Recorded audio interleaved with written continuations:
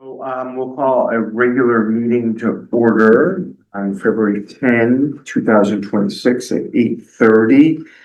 And all members are present, and we will start with the pledge. So pledge allegiance to the flag of the United States and to the republic for which it stands, one nation, under God, indivisible, with liberty and justice. Okay. Sorry, was I off? It's all just funny. Okay, no public online or here. So we'll just go to comments from the selectmen. I'll turn it over to Jane and Scott. So we had a good public hearing, and it was very, I think, interesting, and you heard both sides of what's going on out there, and I feel as though, continually feel that you have the majority of people in this town that believe that that's an incredible opportunity that we can't not take advantage of. And should that opportunity still exist, I think it's something that I'm going to encourage people in this town to support. You can't encourage people at this point Okay. because the Board of Selectmen, well, you have to be careful. Okay. I appreciate it. As a town official who voted to send it to referendum, you cannot lobby for or against. Okay. At this point. And I learned that a long time ago when I was first selectman and I was encouraging people to vote for the referendum or please support. Popfish came down and said, you can't do that because we're not allowed to lobby for it at this point or against it. We can encourage people to vote. 100%. And we can and should. 100%. And I am doing that. Privately, you can have discussions with people, but certainly publicly, I caution. I appreciate that. Yeah. Words of wisdom there, and just a little bit of clarification for me. You know what I'm going to have you do, because I am going to put this into ChatGPT or Claude or something after. Identify yourself so it recognizes your voice. I'm Scott Gigrick. Any other comments, Scott? No, thank you. Do you want me to identify I do, myself? Okay, actually. I'm Jane Wazalowski. Yeah. Selectman Wazalowski. Yeah, I certainly was blown away by how many people came to the town meeting, and I've certainly had a lot of feedback about it, and I think people want to know my opinion, and I think what I'm mostly concerned about is making sure that the information's accurate that people are saying. A lot of people, I think, are wondering if it were not to happen, what would happen with the property if this resolution is voted down. And I will say, I think it's going to be a huge turnout of voters for this. I think that people are very impassioned about it. Sure. And I hope that whatever the decision is a wide margin. Yeah, I hear what you're saying. Yeah. And because otherwise I think it's never fun to have the town divided over something, and I don't believe that this is a political discussion, Not at all. Yeah. It's just, I think where people stand in their emotions on the point and the pavilion and the Duck and Dime property and how many people were around when the sandbar was here and, all things like that. The one thing that I think would be helpful is to explain a little bit more about our blight ordinance that may or may not be coming. I think that would be helpful information to have in the public if that could be added. I know there isn't one right now for Not a commercial property, right? And there's plenty of people that are just wondering if we don't give up the pavilion. Yep. Yep. that, have your cake and eat it too. Yeah, I think, and that's a hard question for me to answer, because it's been, what, 12 or 13 years, Carl? It's October of 12, Okay. October of 2012, so we're when going Sandy on hit. 14 years, Okay. Yeah, 13 and a half. 13 and a half, Or lucky 13 and a half. So I feel like that's what, a lot of the concerns are. I've heard And, that. I think we have to be ready for a big referendum and encourage a big referendum. Yeah. I think, because I think there will be a lot of absentee ballots too, We sent it out to the beach communities so that they're aware of it and they can, if their members want to vote, since Mhm. they're not here. So I don't know how many towns have a commercial blight ordinance. I know a lot of many towns around us do not. A lot of towns don't have a residential blight either. That is not the easiest thing to enforce. You don't always want to enforce it with people who may not have, Jane, as you may well know, people who are not able to care for themselves as well or care for their property. And they live in town and they've lived here forever, for instance, and we're fining them $100 a day. Now, I had a situation on Old Boston Post Road where we offered 6 ways to Sunday to assist the person. And finally, we just couldn't move the needle on it. So we did enforce the blight ordinance. And sometimes when it's a non-resident and it's a vacant house, half the year or more than half the year, I have no problem enforcing it. And what I've done, or in really bad situations, and I've taken myself out of it. And if it is a blight, I turn it over to an attorney. So commercial blight, we're meeting tomorrow morning. Actually, it was a meeting I set up several weeks ago to talk to Chris Costa, Tom McElwicky, I think, and maybe Bill Claffey, just about it. Who would be the blight enforcement officer? I've had some feedback on this. So there are, what is going to constitute a blight? So there are some properties out on Mariners Way where, it's, it's either a boat business or a car business or something, and it looks pretty rough, but it's their business, but, you have to write it or have enough discretion that those people are actually actively not just letting those cars sit for years and years and years. And that may not always be the case. Maybe those cars are sitting there for years and years. So I had some people out on Mariners Way say it could be a good idea, but we think you need to be careful with people who are actively in business. So anyway, we're going to discuss it. I do have a draft blight ordinance that another town passed that our town attorney gave us. And we're going to look at it a little more carefully and we will discuss it. So if it gets to a point where it has to go to a town meeting, that will be an active town meeting too. I can assure you of that. I moderated the meeting for the residential blighted property. And it was a 50-50 vote.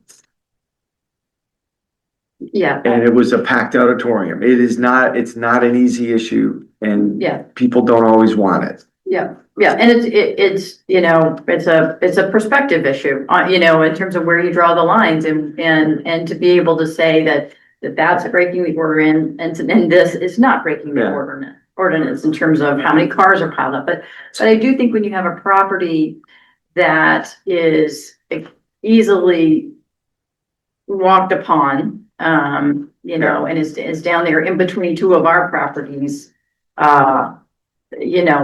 specific, and I don't think it's fair to draft a policy aimed specifically at Dock and Dine, the Dock and Dine. Yeah. That wouldn't be. Well, it wouldn't be. That wouldn't be It fair. wouldn't be. So, It would not be drafted. okay. And then also, I know we've had just unbelievable weather. It's been,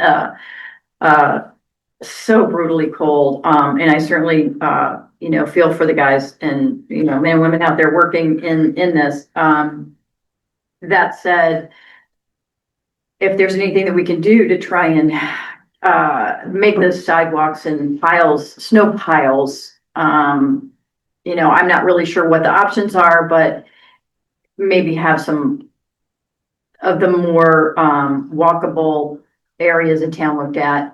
And in particular, I think what's frustrating, we know there's a lot of residents that can't get out and shovel, but businesses along Route 1 and Main Street that aren't doing their fair share, that's a little harder to see their parking lot all cleaned off, but their sidewalks and where people are trying to cross streets piled with snow. And, if we can enforce a fee, I know it's not fun to do, but that might be what it takes to get through. I mean, we haven't had, So, there's plenty of days here to clean it up. yeah, so the question, I agree, plenty of days. The question is, so I guess other than people telling me what isn't plowed or what isn't cleared, I'd also have to drive around and see. Yeah. Myself. So I was out with my dog this morning and I stayed downtown. I stayed on Coulter, Dudley, downtown, and a little bit in the road, a little bit, some narrow paths.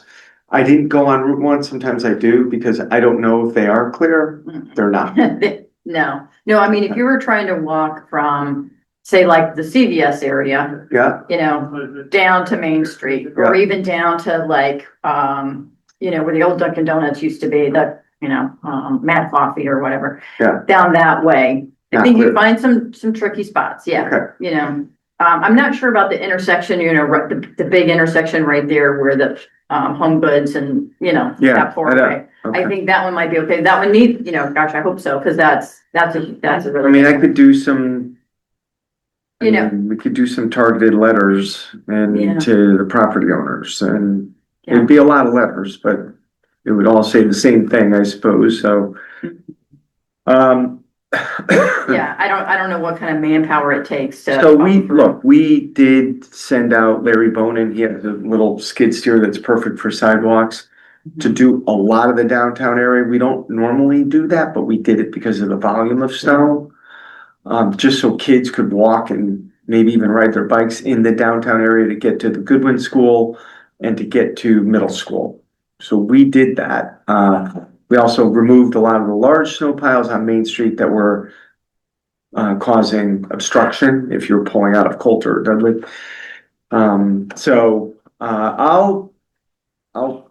I have some areas where people have complained and I will definitely, I have an email. I will draft a letter and see if I have a couple bad spots that I can definitely contact people, but it's a difficult situation. It really is. I get it. And we haven't had a winter like this where it's stuck around for so long, 10 years. It's gotta be 10 Really? years. Yeah. Yeah. I believe it. Couple of things and then we'll move on. I don't know if I mentioned, we did meet with, the whole David Brown property, you're familiar with this. They found a will. The will left it to a Tibetan group based out of Missouri or Louisiana. Arkansas, I think. Yeah, Arkansas. Yeah. So I met with the folks. Okay. I did. This was long in the making, actually. I met with them about 2 weeks ago. About 5 of them showed up and they expressed their interest in the property and we listened to them. We had a very cordial meeting. And at the end of it, we did not come to any sort of resolution, but basically promised to continue talking when the time is right. They expressed what they felt to us. They felt like, you know, David was a student of this gentleman and they feel it's sacred ground and, Were there any attorneys in the room? Who was in the room other than I was you in the and- room with, Bill Claffey and Chris Costa, and they were in the room with an interpreter for the gentleman, and then a lawyer from Florida and his wife who, I don't travel with these people. They were just a group that travels. Okay. I'm not sure who they were, but we didn't really get into the legalities of it. It was more a discussion about what David meant to him and what the property means to them. I don't know how often they've ever been on the property, but we also made it clear that we knew David very well. And David was in here giving me vegetables and giving people in town hall vegetables. So David was also special to our community and to many of us too. So, but at the end of it, we just said, look, we believe there's an enforcement right in the deed. And I really said very little. I didn't make any promises. I think it was a face-to-face meeting where we had to know each other's positions. Do I think there's a way towards a resolution? Probably, but it may take a little while to get there. But we met face-to-face. I just wanted to tell you guys. Do you know how big that property is that you're talking about? That's I want to say it's 12 acres. okay. And it connects to town land, Rockview Lake. Yeah, I I think mean, it's I've right there Yeah. at the back of town park. So I think it's very important, a very important piece of property. The Kate, many of you were at the Kate presentation on that Monday night. Were you there, Jane? I was, yeah. Yeah, okay. I wasn't Fantastic. sure. They did a great job with that. We're continuing. They're going to Park and Rec, maybe Wednesday of this week to have that discussion. It was a very good turnout at the pavilion, and I always at the pavilion conversation, and truly, when you have 300 people in a room, and as you just said, and I've said, it's more of an emotional issue than it is a political issue.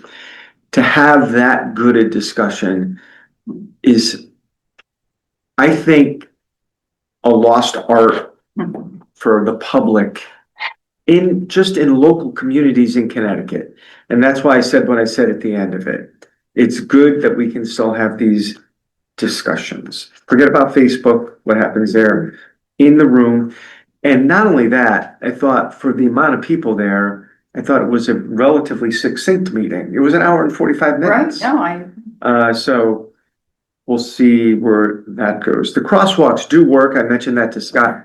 I used them extensively this morning, keep going back and forth. did they blink? Yeah. Okay. Huh? I haven't seen them blinking Yeah. yet, but nobody's, Yeah. not many people are out walking right now. And I'm also meeting with Greg Nucci today to go over a redesign of the Public Works Garage.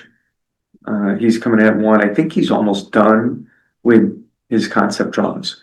One other thing and then we'll move on. With regard to dispatcher negotiations, we have set arbitration hearing dates. We are, I would actually like to have Pat McHale brief this group, the Board of Selectmen. And we can do that on a Teams meeting without calling a meeting, because it's for labor negotiations, it's a non-meeting meeting. That's literally what they call it. Yep. So I'm gonna set up a time with Pat. Maybe I'll feel you guys out. If you could put aside a half an hour at some point and just listen in. If you have any questions, you can ask them as to why we are here. Okay? Why we are going towards arbitration. Oh, okay. Because it's something that I think it's, you know, it's not my, I mean, it's very much my decision because I'm in charge of the negotiations, but I also want you two to be very aware of what the issues are. And this will be just to, us? Just a meeting with the lawyer Okay. to talk what we're doing Okay. and how we decided to get where we are. All right? Yep. Approval of the minutes, which are in here. from, January 13. I'll make the motion. Is there a second? Second. This I did do with, ChatGPT, but I had to basically. Yeah, I think that's great. But I didn't capture the whole meeting. I had to keep installing sections of the meeting but I don't know. Here they are. I made a motion, second. Any comments, questions on them? The meeting No, minutes? no. All those in favor signify by saying aye. Aye. All right.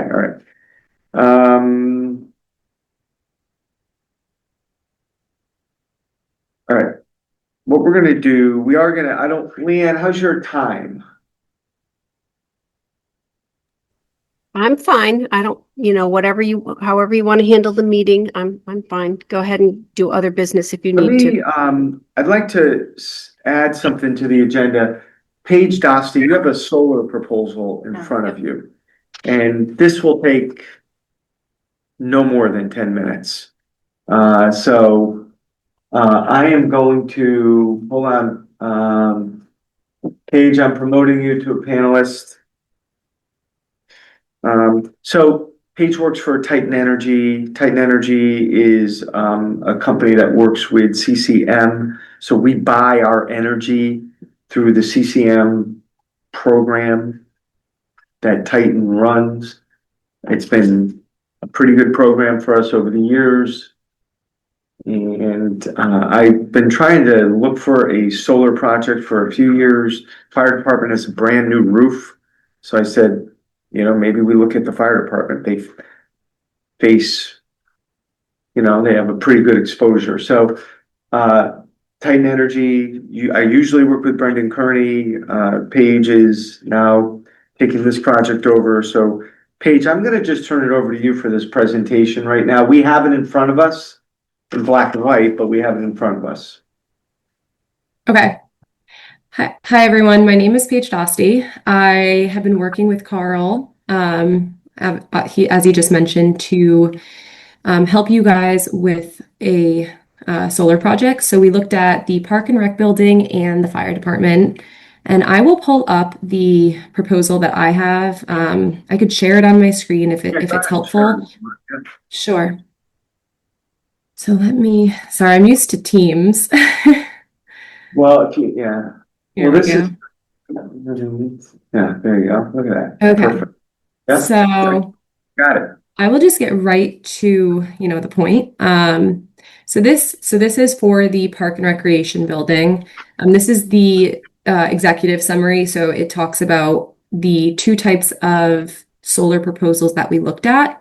So we looked at a behind the meter system under a purchase power agreement, which essentially the solar panels are on the roof of the building and the energy gets distributed back to the building and it helps reduce your utility bills. Additionally, we looked at a front of the meter situation, which you collect a fixed income annually and you get paid out quarterly by the utility.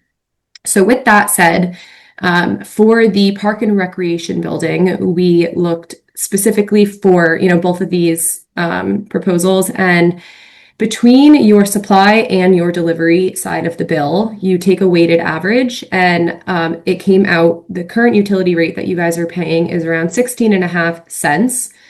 The PPA rate that the solar developer provided you guys to lock into for the next 20 years it's 13.9. So you'll start to see immediate savings right away. After 20 years, you will see $221,000 worth of savings. Additionally, the front of the meter lease, which means you get that fixed income annually, gives you $2,107 per year. So after 20 years, the Park and Rec building would receive $42,000. Now, my recommendations for you, just looking at these numbers, is going with the PPA rate because it's far more in savings than you would be getting in a payment year over year, but it's up to the town to decide exactly what system structure makes most sense for you. But my recommendation would be the behind the meter because the savings are far greater. The next two slides show just exactly what I've discussed. So this is the behind the meter PPA rate structure. So The system size would produce annually 220,000 kilowatt hours a year. And as you see over the 20 years, it does go down. We set it at a 0.5 degradation rate, which is industry average for solar panels. And then the utility rate, we have you starting at 16.6. Again, that's the weighted average between the supply and delivery charges for just the kWh charges on your bill. And then I set the utility rate to go up at 1.5% annually, which is more conservative compared to what some developers will show you. Sometimes they set it between 3 and 4%. And then you have the PPA rate. So it's that same 13.9 locked in for 20 years. And the next column is annual savings. So starting at 5,000, ending at 16,000. And then the total savings is just cumulative year over year. So it's, pretty straightforward. And then this second page is the front of the meter lease structure. So this is much more simple. It's just a lease that you get. So it's like owning a building and renting out to a tenant, but your roof is rented. So you get $2,000 year over year, and the total compensation is that cumulative year over year. So Paige, is there any way you can do that, the park and rec facility as a behind the meter? Yeah, that's what the other one was. That's what this is. So this is the behind the meter. That's the park and rec. Yeah. Oh, so it's a fire department, Yeah. okay, good. No. And quick question, is it a new roof right now on the park and rec? No, we're gonna have to do the roof, but Okay. we have a problem. And we've already had, Mac Roofing out here, and they're gonna take a look at it.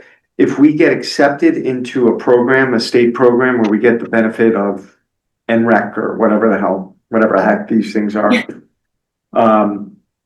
We have 3 years to do the project. We have 3 years to implement this project. Okay, So it would give us time to make sure that our roof is adequate to put a solar array on. The fire department's ready to go, but the park and rec roof is not. okay, so year one would probably be 2029. It could be 2027. Oh, okay. Yeah. All right. We're not saying it's that far off. Oh, okay, I thought you said 3 years, okay, We have 3 years years to to get it done, implement the okay. program. okay, got it, I got it. Right, Paige? Yes. So the Okay. program is called NRES. It's the Non-Residential Renewable Energy Solutions Program. NRES for short, because it is a tongue twister. But that is the program that we would apply you guys through. And one thing I want to mention specifically with the PPA rate, so there's something called net metering, which means, typically in the summer, your solar panels produce more energy because there's more sun. And then typically what we find in the winter is that you consume more energy with, everyone being typically, in school or, always being in the office, and then heating, cooling. So net metering allows you to have an average. So all of the overproduction that happens in the summer and the underconsumption where your bills might be lower, that overproduction can get net metered across the year. So it, instead of having the highs and lows, it stays, pretty straight. So that's something I wanted to mention with net metering and the benefits behind applying through the NRES program, is that it offers you, a pretty even keeled, savings throughout the year. What about like the month of February? I mean, it would be, if we had it right now, it'd be covered with snow for the month, right? Yeah. I mean, Yeah, so that's what the net metering is. So typically you would have most of the overproduction comes from May to September, sometimes October, given what our seasons look like.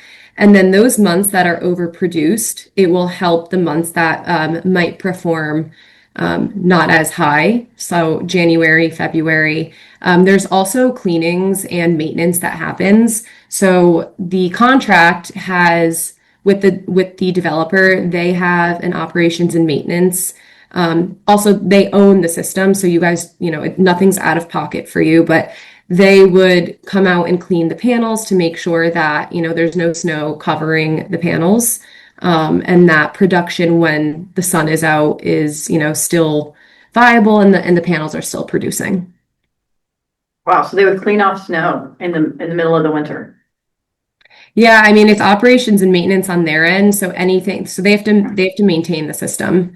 So that's one of the benefits about running a lease rather than owning the system, because if Old Saybrook were to ever purchase the system, all of that operation and maintenance would fall on the town. So snow removal, any, if a panel or if an inverter broke, it would rely solely on the town for you guys to fix it, buy it, and get it up and running again. So that's one of the benefits with towns, and that is actually a structure that we work with over 68% of the state, and we've done so many solar projects for towns, and 99.99% of the time, we've only done behind the meter PPA rate structures with every town.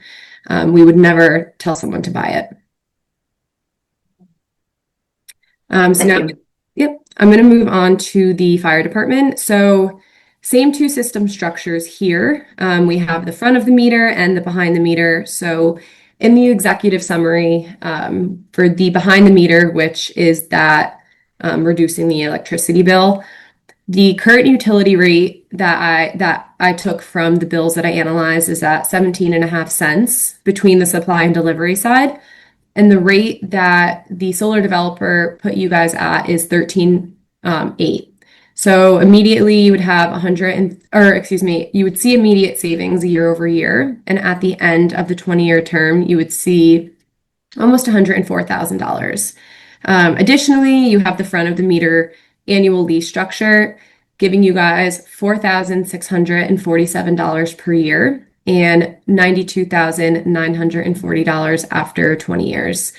So these numbers aren't that far off. They're about a $10,000 difference. Again, I would go with the PPA rate just because it's larger savings rather than getting a fixed income. But again, that is completely up to the I don't think I printed out all the pages. I think what page you. Yeah, no, I know, I was looking at, Yeah. I guess, no, it's fine. I was surprised that it looks like it's a lot more beneficial at the park and rec than the fire department, when the fire department looks so much bigger. Is it because they use a lot less electricity there, is that why? Yeah, so they look at the roof and analyze which, parts of the roof are viable. If there's any type of shading, so if, typically we put it on the south or southwest facing side of the building because that obviously gets the most sun. Sometimes the north side really doesn't produce that much. And then depending on how the roof looks, if there's any shading over parts of the building from the structure itself, they won't put panels on, just because it won't produce that much, Yeah. that Okay. much. I would have guessed very wrong on that. No, I mean, that's why I'm here. These are great questions. So I think a little bit of it is the pitched roof at the fire department faces north-south exactly. Mm-hmm. And the best exposure is southwest. So, right, Paige, am I right about that? Yeah, south or southwest, just, where the sun primarily is. Okay. So are the roofs pitched Well, they have oppositely? I don't know, would you be putting it partly on the flatter part of the roof or on the pitched part of the roof at the fire department?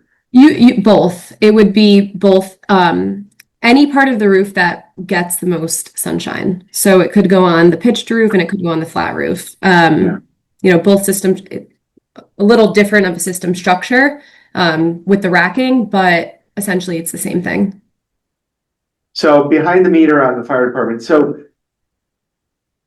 I mean, the executive summary, scroll up page to the next one. To the park and rec? No, to the fire department. No, scroll down, I guess, to the fire. So that's behind the meter. That is the more significant savings. But the conversation I had with Paige and Brendan yesterday was the savings seem awfully small. $3,000 a year. They use about $1,800 a month in electricity right now. And so you're basically talking, 1 or 2 months. And probably similar with Park and Rec, and then you have the solar panels on the roof. So that was my comment. Brendan and Paige countered that and said it's a diversification of your energy source. So you're not using natural gas for a month to 2 months, or maybe 2 months a year.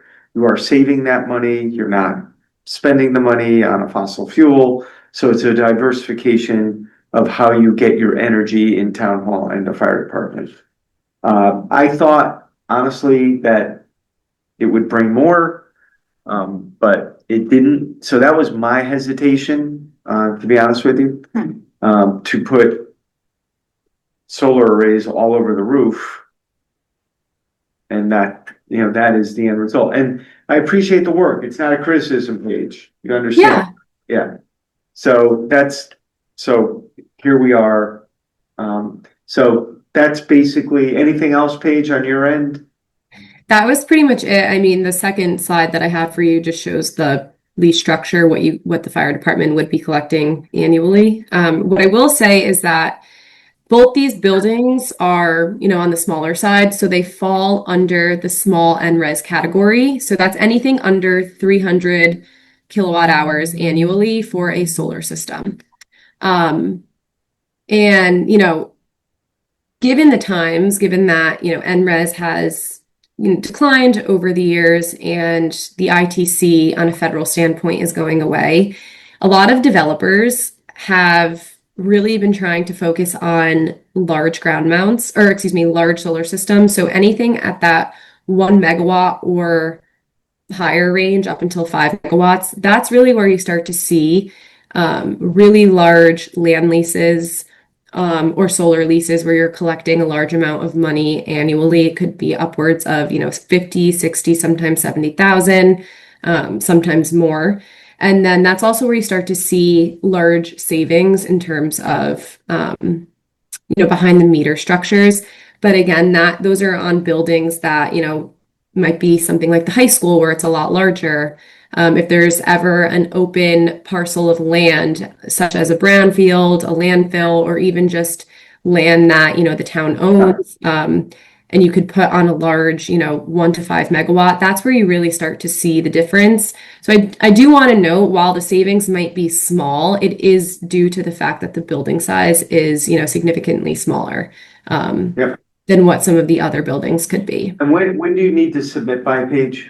Yep, so February 19th is the official close for the small NRES, which would be for these projects. And now I do want to note, I pushed through a few small NRES projects last August 2025, and all of them were awarded.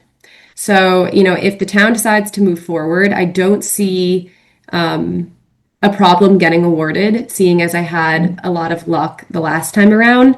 Now there is the ITC going away July 5th of this coming year. So I do think a lot of people have that last push to try and get as many projects in the door. But I do think we'll have very good luck within the small NRES category. And are these two projects kind of pitched together, or can you do them separately?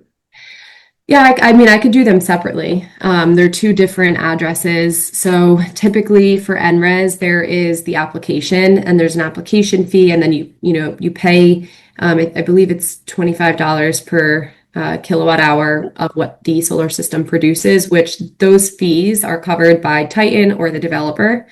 And we can handle it separately if that is what you guys prefer. Okay. All right, thank you. Okay, Thank you, guys. Thank you. Are we gonna discuss this or?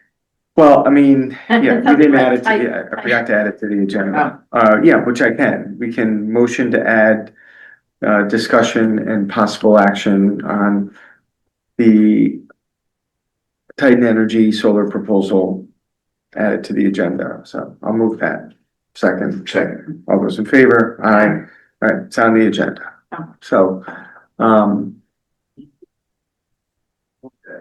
don't know. I'm somewhat torn on this. I've wanted to do a solar project, but I don't know that. I'm not particularly excited about this particular project, to be honest with you. So how does the board feel about it? I mean, honestly. Well, I mean, I think like when you look at the roofs, I mean, certainly this park and rec roof looks, if it's just over the little part on the park and rec, it's not the town hall at all, right? It's just this little roof on top of the park and rec. I think it's kind of surprising how much the savings are Okay. over 20 years, you know, and it's one of those things where it could be a small project. It affects us, you know, kind of see how it goes, almost like a beta project, you know, and it's like, if we have a good experience, then maybe we move forward, but I don't know. Yeah. I mean, if there's over 20 years, you're saving $200,000 in energy projected. Yeah. I mean, could be more based on what our utility rates are increasing, but we are locked in at Yeah, this. we'd be locked in at that 13 cents or so. Yeah. Yeah. And then I don't know what happens after the 20 years. You own it, you own the system, I Yeah. assume, right, Paige, or? No, so you could choose to do 5-year extensions up to 30 Oh. years. So if you liked what you guys were seeing, you can do, 25, 30 years. Or Yeah. if you guys want it off the building, the developer comes in, removes it, and again, there's Yeah. no money out of your Okay. pocket. And there's no charge for that? There's no Nope. charge. No charge for that? Nope. I mean, to me, I don't know what the downside is. Yeah. No, there's not a downside to any of it. Is juice worth the squeeze is kind of the, you know, that's kind of the way I'm looking at it. And I'm torn on it. I'm telling you very honestly. You seem more inclined to say, sure, why not? Yeah, I mean, I think it would be an interesting step forward and without much of a downside risk. Yeah. You know? Yeah. And both buildings? I was just thinking if you're worried about, well, I mean, we gotta fix this roof for the park and rec. Yeah. If you're thinking it might be, I don't know. I wouldn't, be against just going with park and rec. I mean, cause it's kind of surprising to me that the fire station isn't bigger than this. Yeah. So I'm kind of a little less excited about the fire station. Okay. Paige, those are your marching orders. I appreciate all this feedback. I'm We'll going just to do go that back. then. That's What? Should fine. we vote on it? Yeah. Okay. So we're gonna move to authorize the park and rec project, but probably not the fire station project. Okay. And Is if I go back to the developer and try and get more for the for the fire department, similar or more than park and rec, would that be of interest? Yeah, it could be. Could Okay. be enticing, sure. Yeah. Okay, And let then- me see what I could do for the fire department. I will give them the go ahead for the park and rec, and then Carl, I will follow up with you, so you could share it with the town, on what I get for the fire department. Okay. All right, all those in favor? Aye. Very good. Thank you, Paige. Thank you so much, everyone. Have a great day. Perfect. Leanne, sorry about that. I just wanted to, Paige was kind enough to come here today. No, I understand. And I Interesting wanted to question. move her out of the room. Mhm. Okay, Leanne Palladino, our finance director, is going to, well, this is a memo from me to the board, obviously. You've received this. Look, budget process has been inclusive, and that's what we've done for many years now. Probably not since Leanne was here, but shortly thereafter. So we've been doing it for 7 or 8 years. This is simply the compilation of the budgets as I've listened and kind of synthesized and moved forward, and I am now presenting to the board for a vote to move to the Board of Finance. At that point, it becomes the Board of Finance budget. Board of Selectmen certainly can have input at that point to the Board of Finance. and say, disagree with this, I agree with this, and go forward. The short version of this is when we move to page 4. Well, it's,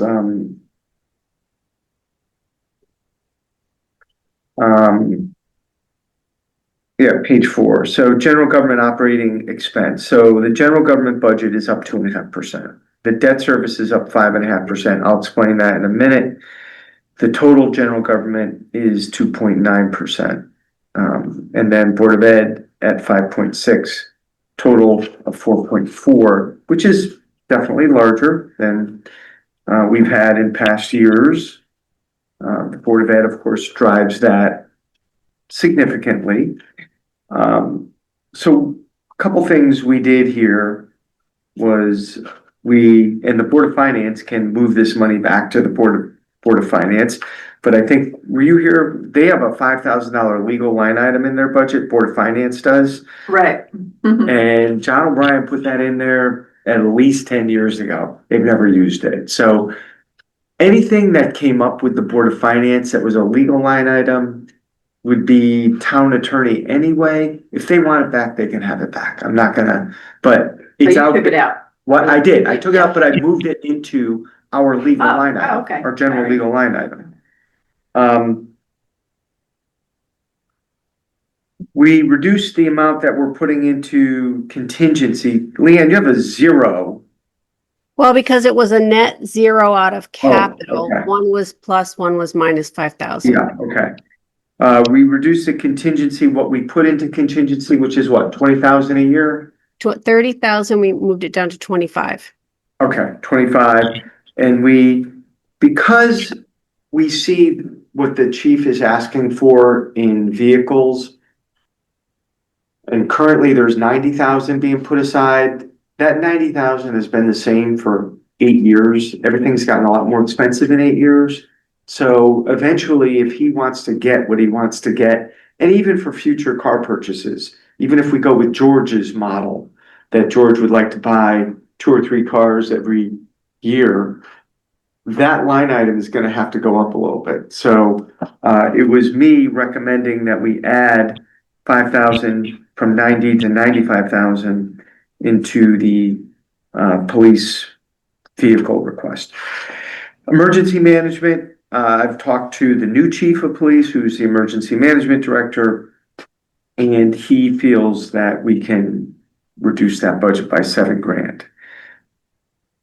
Legal line item, as you see, we transferred 5,000 each from the Board of Finance. That line item is the first one, and WPCA line item, legal line item, we transferred that into our general legal line item. Increasing that legal line item by $10,000, because ever since Mike Cronin left, we definitely have increased legal bills because we're now using a firm, Bertram Moses. Political subdivision, we made a small increase to one item. That was the soup kitchen that was discussed the other night. And the reason it's only $118 is because it was at 11,800 or 900 or something. I reduced it to 10,000. We put it back to 12,000 now. So it only had to go up by that amount. Okay, I get it. It's the change. Yeah. Vital statistics in the town clerk's office, it looks like a line item that quite frankly never gets used, so we reduced it. In the WPCA line item, we reduced expenses closer to actual and moved 5,000 of that money. So we reduced it by 8,000, it looks like, and put 5,000 of that into legal. So we reduced the actual budget by 8,000. Waste collection, we reduced it by $2,000 because we've been investing in these big bellies, and it should reflect a line item on our all waste bill that they're not collecting as much. So perhaps that bill will go down, even though the cost of garbage is going up, but we have reduced a fair few containers that they have to service. And debt service. So I increased the debt service this year by 100,000 now. So originally it was only going up about 36,000, correct, Leanne? Correct. Yeah, and I put it up 100,000 in total because I'm seeing the needs that people are coming forth with and their requests.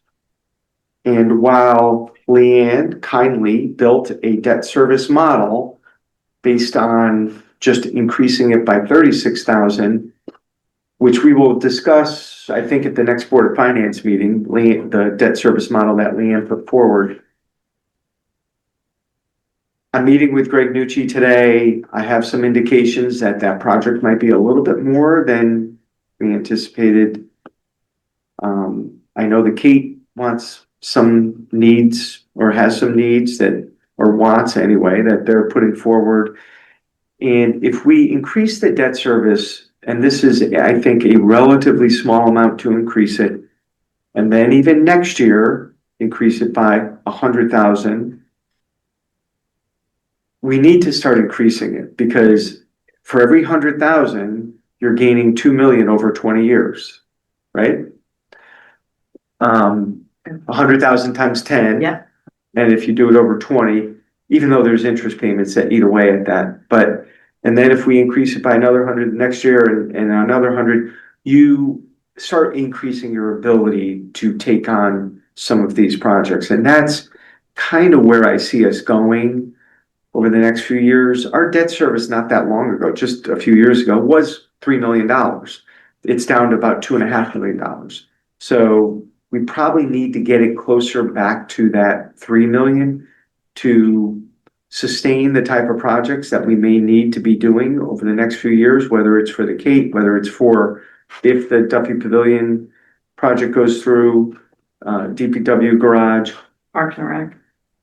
Parks and Rec, and very honestly, I'm not, BOE may want a project or two. I'm not encouraging anything, but it's not out of the question. I mean, they've talked about these boilers, they've talked about the turf field, and I know you're on the Board of Ed, so you know these things. So, and I'm not saying large numbers, but I'm saying, sometimes $1 million goes a long way when you can just throw $1 million at a project. That's a So big list compared to what we normally kind of have on our radar. The radar's gotten pretty. it has, and therefore I'm trying to be a little bit proactive in an environment where the general government budget, it boosts it to 2.9%. I don't think that's so outrageous. And that was a decision I made that I'm going to put forth here and then to the Board of Finance. So moving on, just you can see the named projects. So as you guys recall, we put about, I think we've discussed that, and those are the projects. And then if you go to the end, based on the entire page, I'm on page 6 now. If you do the project, there's the grand list did increase a little bit. Oh, that's page 6. I do have page 6. Yes. The grand list did increase a little bit. So when we include the grand list increase, taxes go up about 0.44, which, so you look at, unfortunately, all our houses are definitely worth some of these numbers. And you can look at a $675,000 house going up about $200 a year. So that's kind of in a nutshell where we're at. And I mean, you've had this memo since Friday, so I'm not going to read it to you. I just wanted to hit the highlights. Yeah. And get this off to the Board of Finance. I do appreciate all the time that both you two have spent, but also that the Board of Finance in collaborating on this budget. I think it's we did make a lot of changes with the department heads. One of the first changes we made was honestly with the chief of police. The budget that was being presented to the police commission was a little higher, and I felt like it was not probably a good entree into the budget season, so we made some changes early on to get that budget, I think, better adjusted. So here we are. So I don't know, I'm gonna open it up for comments to the board. Yeah, so just because this is my first time going through this in terms of where we are today. Yes. With the budget and how it affects the mill rate. Yes, Okay, so this mill rate example is based on the 4.4%. For the 4.44 of a mill increase. Oh, yeah, No, percentage yeah, increase. 4.4%, Yes, budget increase over Correct. where we were. that's correct, with the Okay. Board of Ed, With the Board of Ed coming in at 5.6. correct. Okay, all right. And so, is this a, preview? This is how things are shaking out for the Board of Finance to see right now. Yeah. And then based on how things shake through between now and beginning of Late March. mid-March? Okay. So if the number came down, like, I guess I don't know how much a 1/10% on our overall budget changes this mill rate. You know, 15.5 to 15.9, would it be, microscopic change to the mill rate It's or? about, I mean, generally, we've used about $250,000 as 1/10 of a mil. Maybe it might be a little more. Leanne, with your, I gotta get my calculator out, but yes. Oh, sorry. Yeah, because it's not that hard. It's not that isn't, hard. yeah. Okay, yeah, I mean, just because I'm not as good at understanding, Yep. where, in terms of what we're trying to really go over with a fine tooth comb, or what the Board of Finance is kind of moving forward. In other words, is this what the Board of Selectmen is endorsing to the Board of Finance? Correct. And then there's still plenty of negotiation and time and back and forth Yes, before. we're not endorsing the Board of Ed budget. We are Correct, endorsing the general government budget. exactly, To the Board of exactly. Finance. But it's assumed, it's just leaving Board of Ed as it is for the purposes of estimating what our mill rate's gonna be. Yes, Okay, yes. There's nothing else for us to work with yeah, no, I understand, I just, than the presented Board of Ed yeah, budget. I just want to be clear on what I'm voting. 100%, ahead, yeah.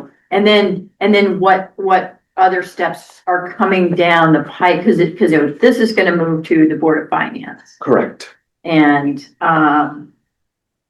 then at some point, does it come back to us? No, it does not. So this is it, this is our kiss goodbye, Kind of it is, Okay, because then it okay. becomes the Board of Finance budget to recommend to referendum. okay, Now, we vote on sending the questions to referendum. So this board will vote on the sending, preparing the town meeting, annual town budget meeting, that will send it to referendum based on what the Board of Finance has done to the budget. but there's not an opportunity to change funds at that point, Carl, right? No, you change nothing at that point. Yeah, I'm about to No, say, that yeah, is the that's, recommend, it's, yeah. yeah, No, no, okay, that, Yeah. so when they that's a come, procedural. exactly, that's the last time we touch it. And we're not touching We're substance. not touching it. We're not touching I feel like this is it. This is Well, it. This is our. So, this charter reads interestingly. The first selectman shall present to the Board of Selectmen a compilation of the budget. That's what it says. It doesn't say to vote on, to send to the Board of Finance. It doesn't say that. Okay, yeah, It says I'm presenting the budget to you. okay, Now, I don't take that tack. I've always tried to listen to the entire board and tried to get consensus on moving it to the Board of Finance. To the Board of Finance. That's what I've tried to do over the years and relatively successfully. It's never been this is what I'm sending to the Board of Finance. Mhm. We've tried to, and that's why I think working with the Board of Finance and having you two in since December on these meetings where you can ask questions, give your input, and make comments is really important for us to get here. Otherwise, we have very little opportunity. I mean, there's so many, I mean, you're busy, you know. Those Board of Finance joint meetings are really priceless in terms of the ability to be completely involved in the budget from the ground floor. That's- I think they were extremely educational. I would say my thoughts are on it, you know, the departments did great jobs presenting everything. I don't think we changed much in the Board of Finance. I'm just curious, you know, if how much is gonna get changed by the Board of Finance. And then we just, you know, it's really in the Board of Finance's hands. It is, And it's then- their it budget. is their, okay. So when I first became chairman of the Board of Finance in 2001 or whatever, 2001 or two, the former board chair, Ed Gomo, turned to me and said, "Congratulations, you're now the most powerful man in Old Saybrook." And because it's their budget at that point. And I mean, that's kind of a funny thing to say, but, it is their budget. And, Okay. So, You know- so I mean, I certainly understand that there were a lot of questions the other night with the Board of Ed and there'll be, I'm guessing some pencil sharpening on that. But in terms of, you know, the other budgets, you know, we'll just wait and see what the Board of Finance does in terms of nitpicking, if they want, police, park and rec, it may be maybe no changes, maybe there might be some. if they want to see a department again, they have every right to do that. Okay. They want to see the police again, they want to see the library again, they call them in. Mhm. There's no hesitation on that, you Okay. know. Just the other day, I've had a conversation with our dear senator and friends, Norm Needleman.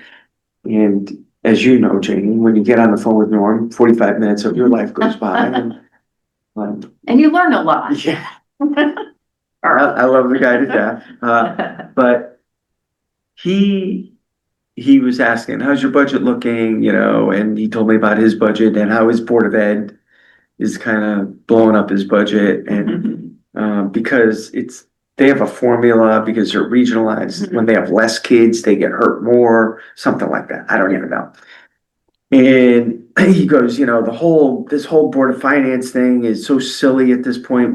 You know, finances have become professionalized. We all have finance directors and it should be for, you know, like mild oversight at best.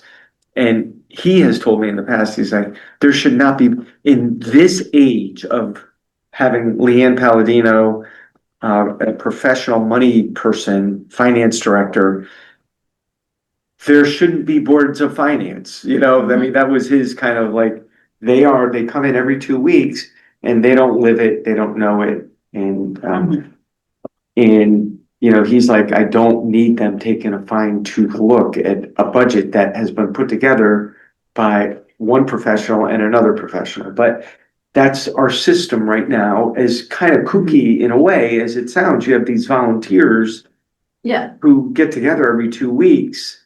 And I don't mean it like kooky, but it is a little bit odd in a way that, and I don't think that's ever going to change. It's Connecticut, it's small town government. It's in our statutes. All in every town. Yeah.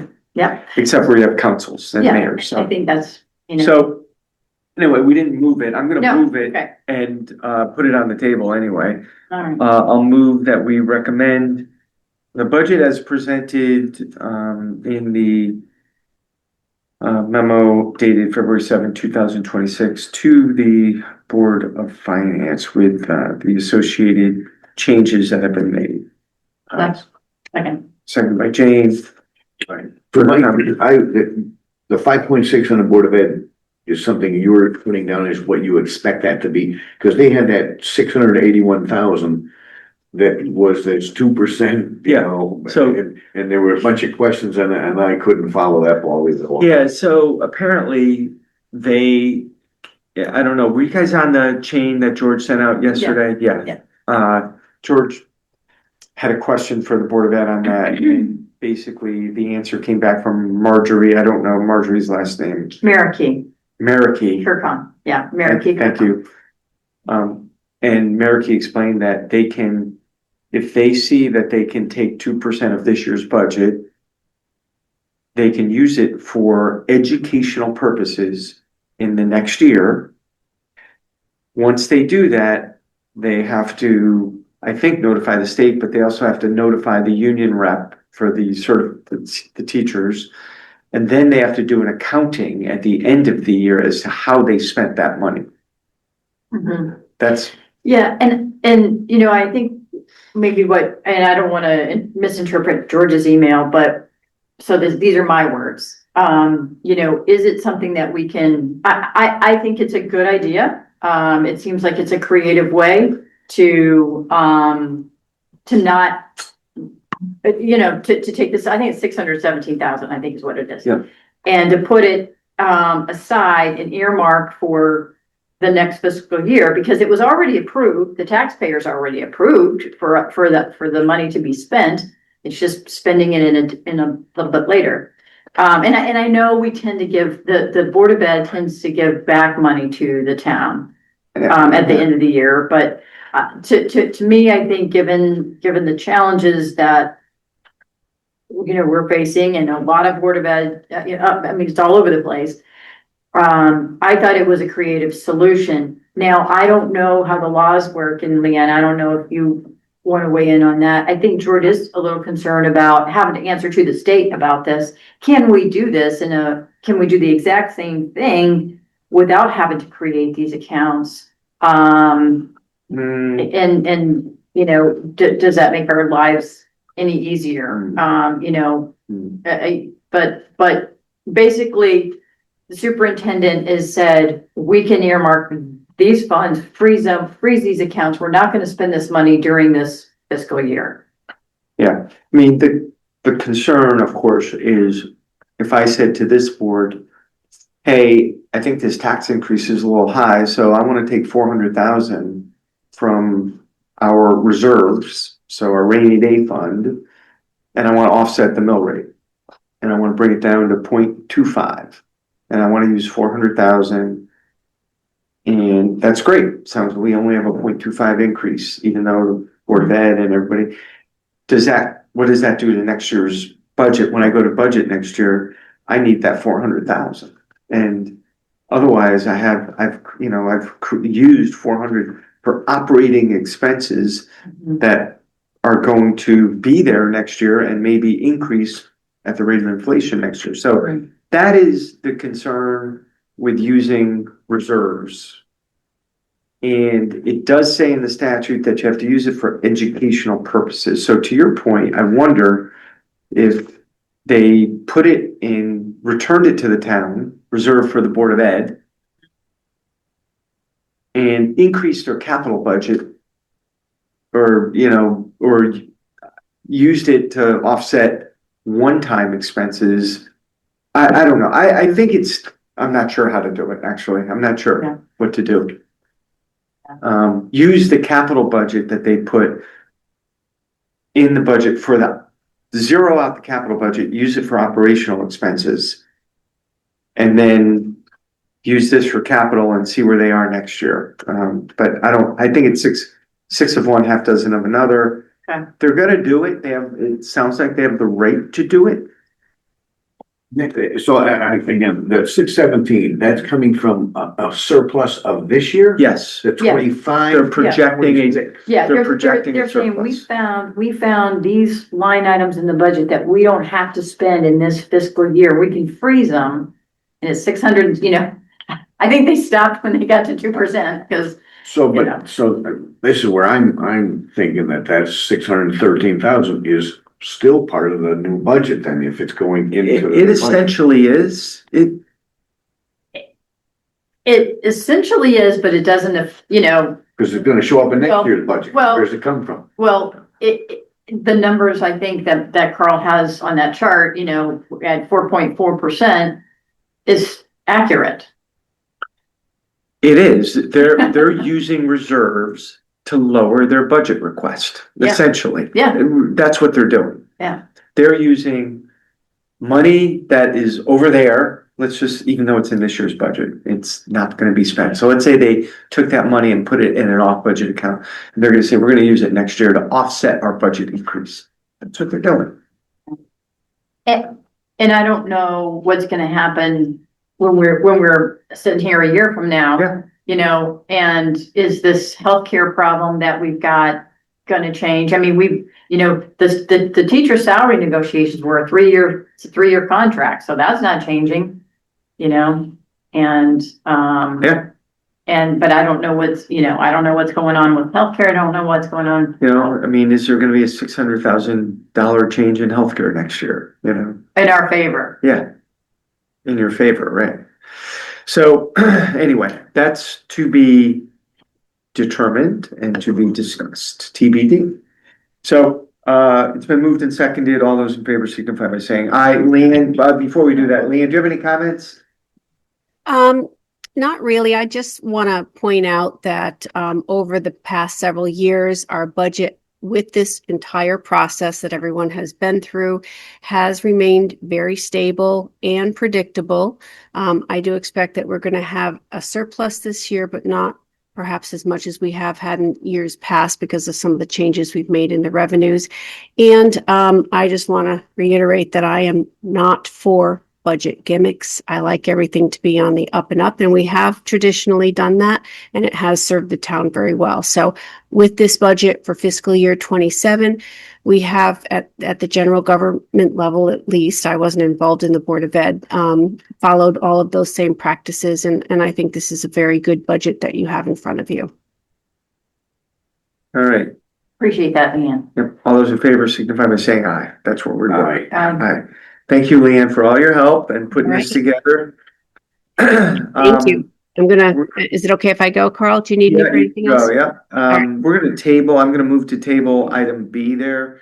I talked to Bill. He's gonna come back to you with some recommendations. Bill Clappy? Yeah, Bill Claffey, Okay. yeah, DPW director. So let's just table that discussion for another day. One more thing I want to add to the budget. So we are applying To the budget for, or to the agenda? what? You're adding to the budget or the Did agenda? I say You budget? said budget. We've only said budget. You got me nervous. I got surprised for that. Okay, I want to add to the agenda, a motion. Motion to discuss and act on. Discussion. Motion to add to the agenda to discuss and possibly act on a SHIPP SHIP letter of commitment. And this regards the seawall. Oh, Okay, so I want to add that to the agenda. Is there a second? Second. Okay, all those in favor to Aye. add it to the agenda? Aye. Yes. All right, so, what we are doing here is we are sending to the SHIP Grant Review Committee probably by this time next week. I think that it's due in about a week. Next week, it's due, not this week. On behalf of the town of Old Saybrook, I confirm the town of Old Saybrook will participate in this project.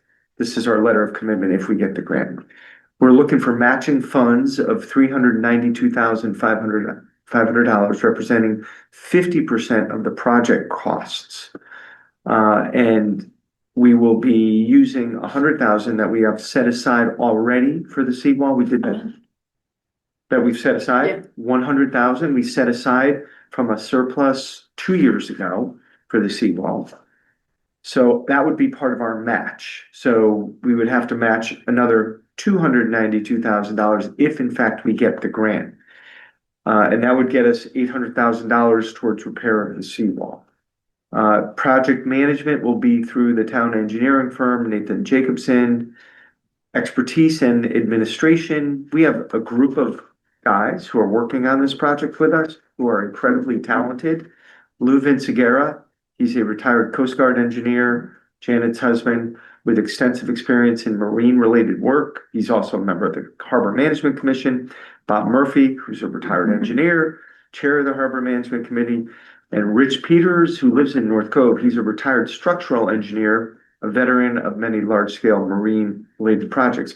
Honestly, these guys are like amazing. They just want to get it done Yeah. because they're interested. And then, of course, Park and Rec will be involved in this too. And then we have to tell them we're well versed in administering grant funds and utilizing them to amplify efforts on a local level. We did get a letter from our state delegation, Devin, Norm, and Martha, endorsing Old Saybrook getting this. In addition to that, I reached out to Senator Richard Blumenthal's office, and we're going to try to get a federal letter of recommendation too, which I think we're going to get because they're great to work with. And so we'll get Chris Murphy, Dick Blumenthal, and Joe Courtney, hopefully to sign on to this and also recommend that we get this SHIP grant. So it would be awesome, and it would go a long ways towards defraying the cost of this project, which to get this grant up to $400,000. So Jennifer found this grant like 2 weeks ago. She is writing the grant. I've offered help to her. I said, if you can find someone to help you write this grant, and we'll pay them for it. But she was just like, no, I looked at it, I can handle it. And she's very good that way. She puts a lot of work into grants. She does all her steep grants too. So anyway, any questions on that? No, are you looking for a motion or? Yeah. Okay. Well, why don't we make the I know motion? we added it to the agenda. Yeah, why don't we Okay. make the motion and then? Okay, Go ahead. so moved.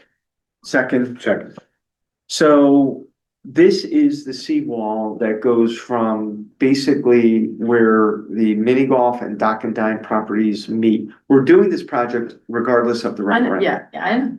And it goes basically just beyond the dock and dine property. That is the worst of the seawall. It does not include the seawall at Gardner's Landing. What? It stops there? No, the work scope does not include that. It's number one, the seawall is not as bad there. And number two, we will do that and maybe by an additional grant at another time. Okay. It So seems like such a small, it's not, it's a huge area. okay. It's like 300 feet, this alone. I'm saying, how far does the seawall go past that's not being redone?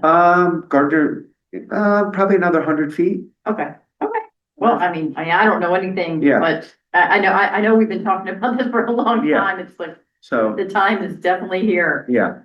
So very exciting opportunity and I didn't realize it wasn't the whole thing. we have some confidence in getting this. So, all right. So it's been moved and seconded. All those in favor of us putting in for this grant, signify by saying aye. All right.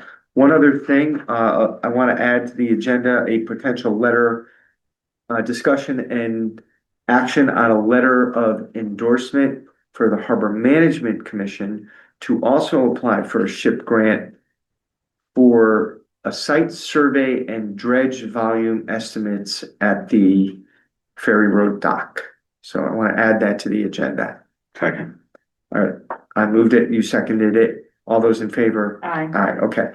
This is, Jennifer's written a letter saying, the Board of Selectmen would like to express its support for a SHIP grant application that the Harbor Management Commission is applying for.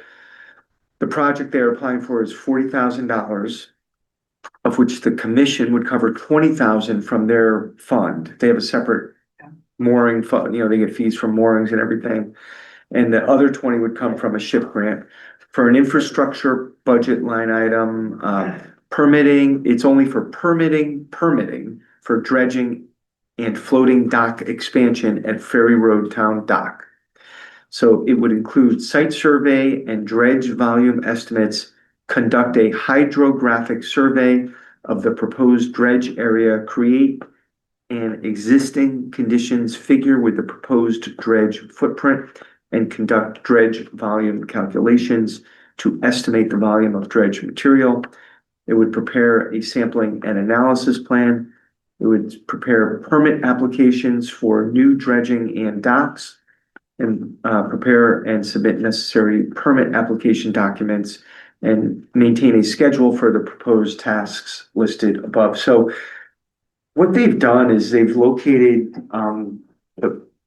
some docks that used to be there apparently a very long time ago. And they feel, and because it's silted in, and they feel that they can gain some additional dock space. And in addition to that, the dredging would allow, some of the commercial fishermen are stating right now that when they come in, it's getting very low there. So at the very least, it would dredge, and at the very best, it would also be a permit to add some additional commercial fishermen docks.